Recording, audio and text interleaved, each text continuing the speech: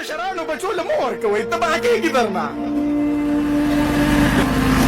ستا د بچي سره موبایل دی موبایل او دی یوازې په کمره کې ناست دی او ده ته یوه جینۍ مخې ته راله هغه ورته خپل اندام جدا جدا ښیي دا کومه زنانه چې په موبایل کې وه دغه زنانه خو د ده مور هم ده دا کومه زنانه چې په موبایل کې وه دغه زنانه خو د ده په کور کې د خپله خور هم ده چې هغې ورته د خپل اندامونه وښودل ده چې په دې مور باندې نظر لګي د هغې سره هم دغه اندامونه دي کوم طرف ته روان یو وچاړو زما معاشره کوم طرف ته روانه ده څه به راسره کېږي